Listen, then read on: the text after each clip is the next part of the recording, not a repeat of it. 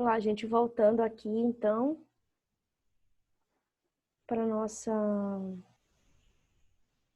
Para finalizar aqui a nossa aula, tá? Deixa eu compartilhar aqui.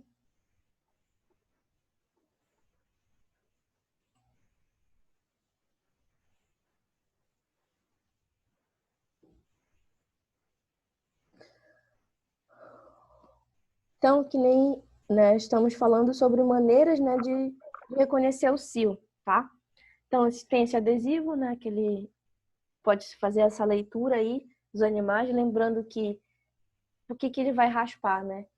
Porque os animais, eles vão estar fazendo o quê? Vão estar aceitando a monta, né? Então, se fazer aquela leitura de que o animal teve ali o sinal, né, do estro, né? Então, isso aqui interessante, importante. Aí tem essa maneira aqui, gente, que provavelmente vocês vão ver em algum lugar esse Tai Chalk, que ele é tipo um bastão de tinta. Ele é muito parecido com esse adesivo, tá? Só que a diferença é que a interpretação do sinal vai ser ver, por exemplo, se a limpeza aqui se diminuiu, tá? Então, todo dia pinta os animais aqui, né? Que quer se observar e faz a avaliação se essa tintura está diminuindo. Também aquela coisa, claro que vai ter chance de erro, né? Tem um vídeo aqui que eu coloquei aqui para vocês, o link para vocês verem, né, a explicação, a interpretação desse tipo de método para reconhecer o cio. Isso aqui é muito utilizado nos Estados Unidos, assim. Lá eles têm um rebanho muito grande, então eu nem sei o que seria mais viável, assim, para nível... Eles têm bons resultados com esse método aqui, né? Mas todo dia tem uma pessoa para pintar essas vacas, praticamente, ali. Então, um funcionário só que pinta e um outro que interpreta, né, para poder ver. Porque, que nem eu já falei, tem propriedade pequena, propriedade lá é tipo 2.000 vacas. Então, tipo, tem essa questão. Aí tem uma outra maneira, né, que se chama o buçal marcador. Esse buçal marcador, né, ele é utilizado também. Ele deve ser utilizado. Eu vi aqui tem para vender no Mercado Livre, ó, gente, 200 pila, que é buçal marcador. E ele é tipo um buçal, né? E aqui tem um depósito de tinta, tá? Que os animais ao montar, na verdade, para utilizar o buçal marcador, uma coisa que eu não escrevi aqui, depois eu vou colocar, né? Ele tem que ser utilizado com rufião, né? O que é o rufião? O rufião é aquele animal que a gente fez a cirurgia, né? De desvio peniano, né? Então, geralmente faz o desvio peniano dos animais aqui para lateral e ele vai ficar ali com os animais, com as vacas, né? E a hora que tiver alguma vaca ali que está manifestando, né, o sinal de este, que está aceitando a monta, ele vai montar e vai atingir essa vaca, né? Então, isso aqui tem os seus erros também, né? Pode encostar em algum animal. Tem que saber certas coisas. Todas essas maneiras aqui tem uma chance de erro, né, gente? Até eu já vi na minha aula de reprodução, né? Quando a professora falou isso aqui, ela falou também que ela mostrou pra gente foto de animais, por exemplo, porque para fazer isso você tem que utilizar um macho, né, que teve o desvio de pênis. Mas ela mostrou fotos de animais que conseguiram fazer a monta, né, que estavam com a intenção era de desviar aqui, desvio do pênis para ele não copular, né? E eles conseguiram fazer a cópula. Então era uma foto muito bizarra, assim, pensa no animal de lado aqui, né, encaixado na vaca. Foi uma coisa muito estranha. Mas então, A natureza sempre dá um jeito. a natureza sempre dá um jeito, para tudo ter um jeito, né? Então, é isso aí. Aí, a outra maneira, né, que é uma maneira, assim, muito utilizada, assim, em propriedades, né, é a observação de olho. Então, tem uma média ali, né, todo dia vai ter que ter uma pessoa que vai observar 2 vezes por dia, pelo menos de 30 a 40 minutos, observar aqueles animais ali. Geralmente essa observação ela se dá ali na sala de espera, né? Quando os animais estão na sala de espera. E sempre assim, início na ordenha da manhã ou no final da tarde, né? Então, observando, né? E aquela coisa, né? Se observou que nem aquele slide que a gente já falou ali da questão da ovulação, né? Sempre isso. Observou que o animal aceitou a monta de manhã, final da tarde insemina, né? Observou que foi no final da tarde, no início da outra manhã insemina. E aí tem uma outra dica, assim, né? Que, por exemplo, quando você vai pensar na reprodução de novilhas, né?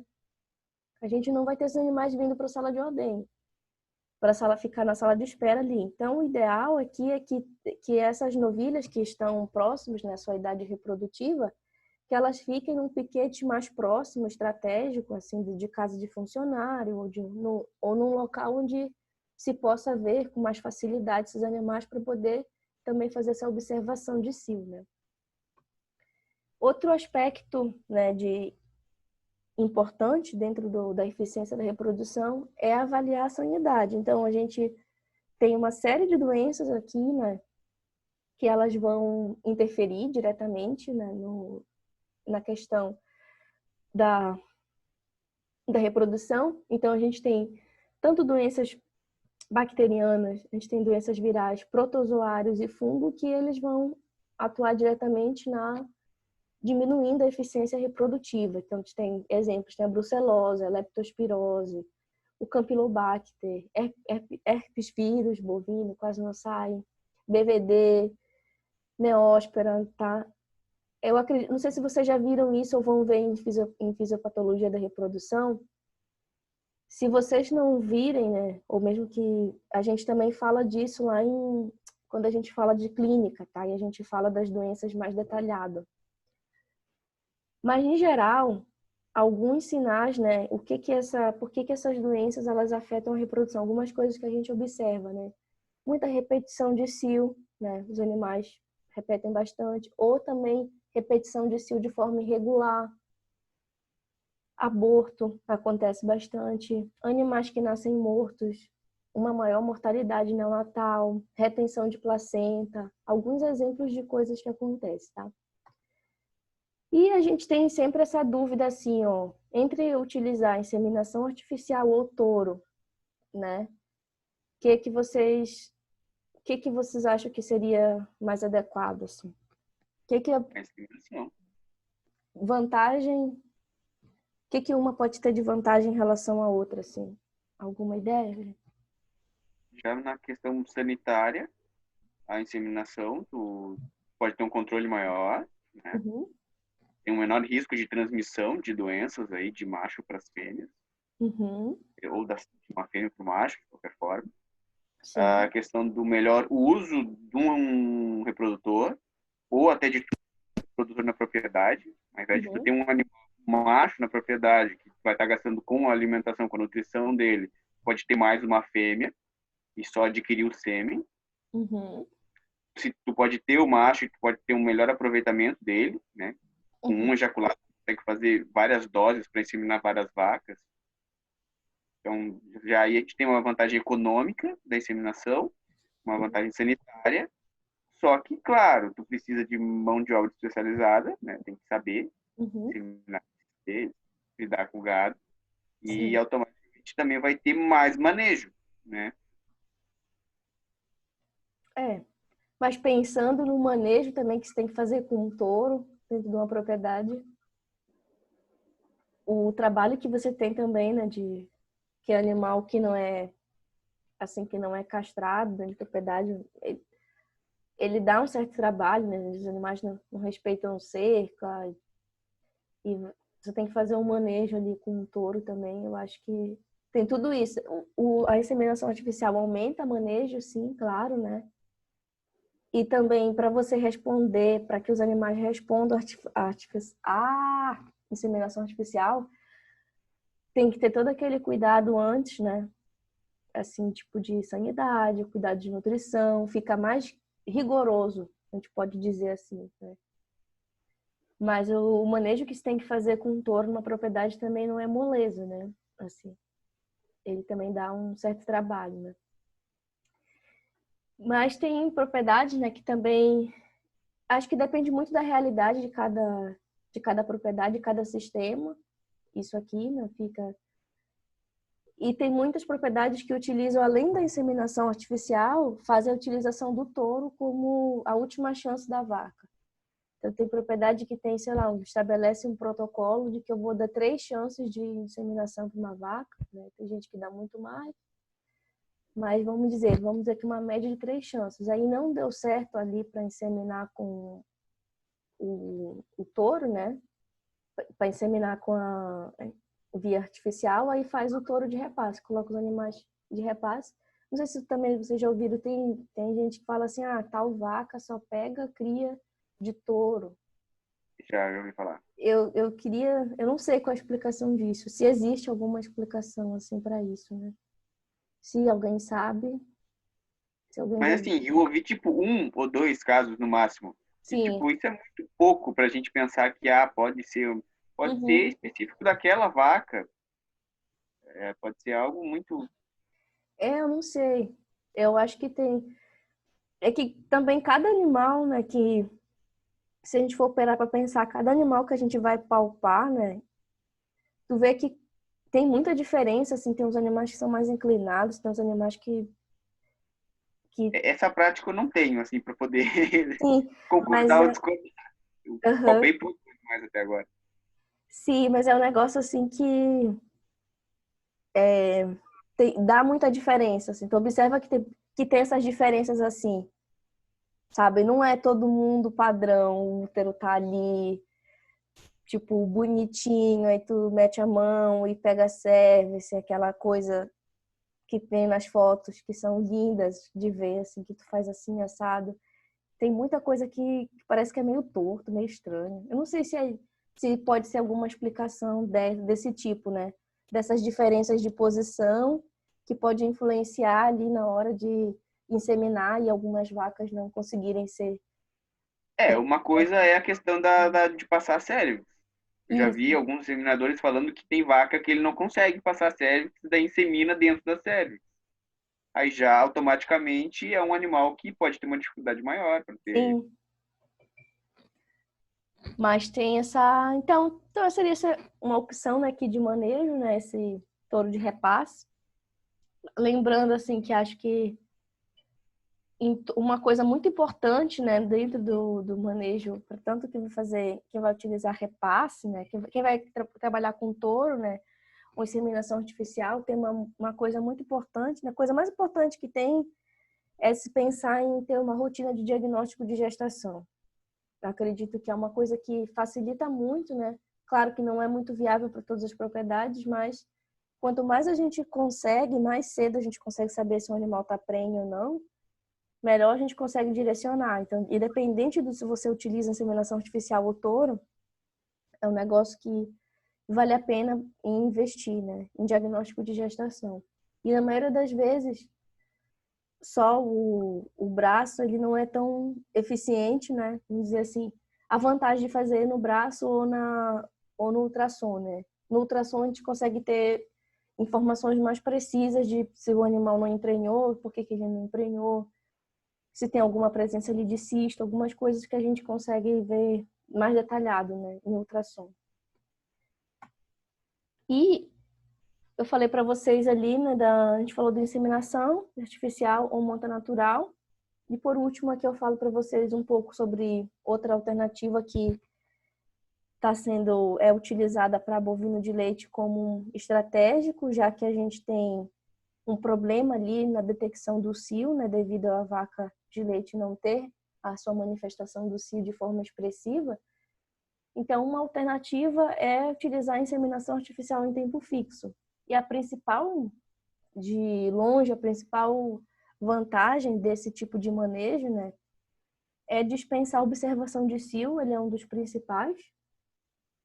E, além disso, né, tem coisas que se torna mais a questão do controle reprodutivo se torna mais precisa, né?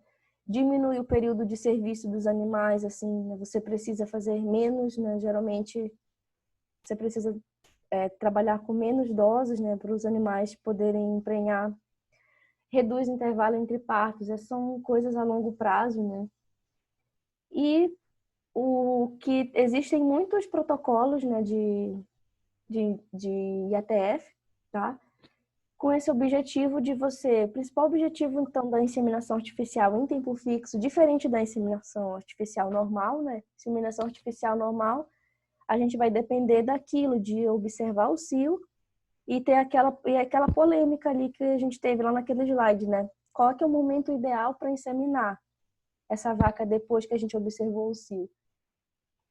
Como é que a gente vai ter certeza que foi próximo ali da ovulação? Então tem muito esse erro, né? Assim, de você enxergar e escolher, né? E entender o momento correto ali de se inseminar a vaca.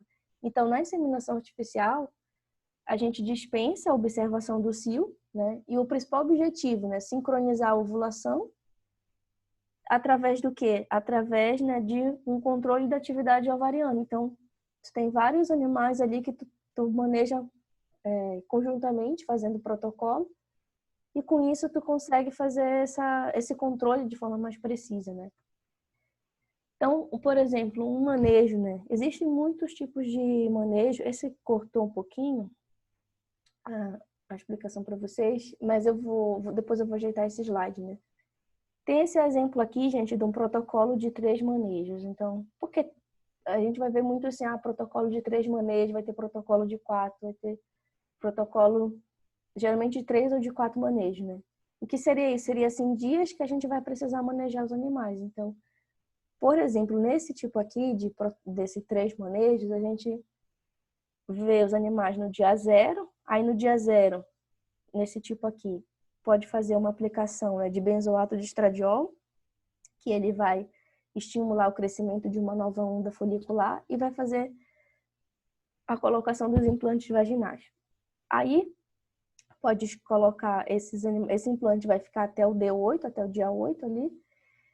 Esse mesmo protocolo você pode colocar fazer até tirar no D8 ou no D9 também.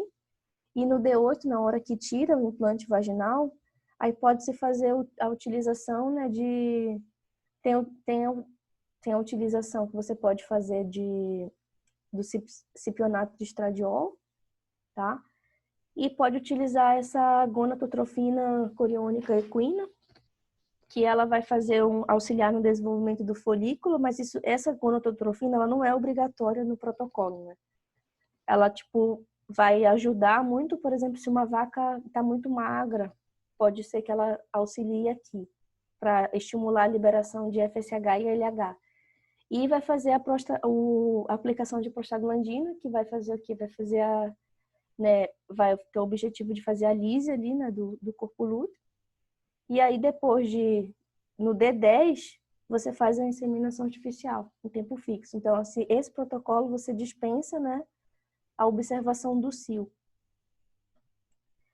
E aí, para a vaca de leite, vocês vão ver que tem muitos tipos de protocolo, né? Vocês vão lidar muito com esse protocolo básico, né, que é um protocolo que se chama OVSync, que é um protocolo que ele consiste, né, de 2 doses de GnRH. E aí a gente tem, nesse protocolo, a gente tem 4 dias de manejo. A gente tem o D0, que é o dia do GnRH, e o dia que a gente coloca o implante. No D7, existe ali uma aplicação de prostaglandina. E no D9 vai ter, no D9 vai retirar o implante e vai aplicar mais uma dose de GnRH. E aí no D10 se faz a inseminação artificial em tempo fixo. Aí, como atividade dessa semana, gente, eu vou propor para vocês que vocês me descrevam aqui, neste protocolo, qual é, de cada manejo, a gente tem coisas sendo feitas, atividades sendo feitas. Então, a atividade dessa semana vai ser que vocês descrevam o objetivo. Qual é que no dia 0, por que a gente coloca, né, aplica o GnRH? Por que no D7 a gente aplicou prostaglandina. Por que que no D9 a gente retirou e fez tal coisa? E essa atividade aqui também vocês podem fazer tanto em dupla quanto em trio. Outra coisa que eu vou deixar livre aqui para vocês, por exemplo, se vocês vão estudar reprodução, protocolo, vocês vão ver que vai ter muita variação desse protocolo também. Vai ter gente que vai fazer o quê?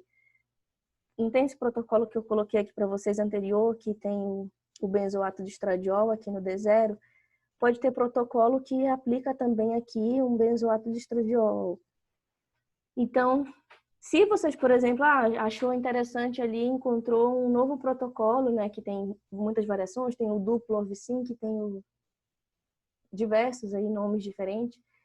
Então, vocês podem fazer o seguinte, ou vocês me explicam dentro desse protocolo aqui do OV-Sync qual que é a função de cada manejo, ou então vocês podem escolher um protocolo diferente, a professora, a gente tem familiaridade com esse tipo de protocolo aqui, e a gente escolheu o duplo OV-Sync, exemplo, tá?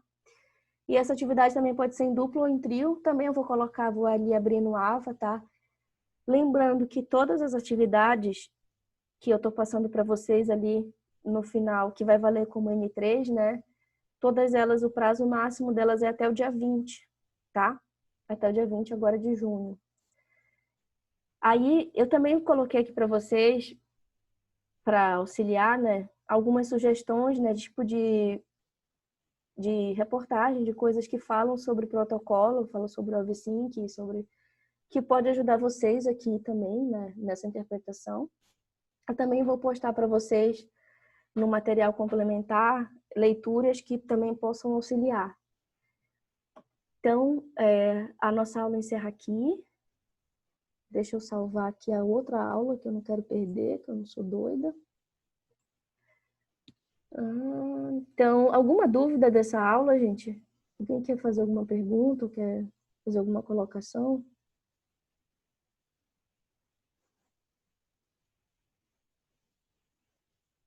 Não? Tudo tranquilo. Tudo tranquilo? Então Tá, tá. prof, a nossa prova vai ser dia 19, então, Isso. peso 10. Aham, N2. Aham. Tá, é isso. É isso. Semana que vem a gente não tem aula, né? É feriado. Eu nem sabia do que era esse feriado. Eu achei que era do Dia dos Namorados. Aí não é. Eu vi que é Corpus Christi. Logo Eu também não desconfiei. sei do que é esse feriado.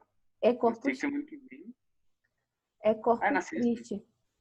O Corpus Christi é dia 11, só que no dia 12 não tem aula. A gente não vai ter aula. O que eu acho que eu posso fazer para semana que vem? Já que a gente não tem aula semana que vem, mas eu vou postar para vocês um exercício de revisão para a prova, tá? Uma tipo coisa só para vocês se divertirem. E daí a gente pode também marcar depois para corrigir esses exercícios, né? Antes da Sim, prova. com certeza. Aí pode ser tanto. A gente pode ver se a gente faz, por exemplo, a nossa aula na sexta, né? Uhum. A gente pode fazer tanto que nem a gente fez da última vez. Da última vez a gente fez na quinta-feira à noite a revisão, a correção dos exercícios. Ou pode fazer antes, pode fazer na quarta também. Isso é. Não me importa, tá? Ou também, sabe, não, professora, a gente não tem tempo essa semana. E a gente faz, sei lá, na sexta-feira, antes da prova. Antes da liberação da prova também. Se a gente não conseguir um horário antes. Tá? Mas eu acho que tem menos assunto, assim. De certa forma, eu acredito que esses assuntos são mais tranquilos, tá, gente? Mas aí, qualquer dúvida, vocês entrem em contato. Assim que eu tiver notícia de que a gente vai fazer de aula prática, como que vai ser isso, eu aviso vocês, tá? Então, Beleza. vou finalizar por aqui. Vou postar para vocês aqui as aulas e o exercício, tá? Vou postar ali no AVA também. E é isso, gente. Um abraço, se cuidem. Tchau. Tchau. Tchau, professora.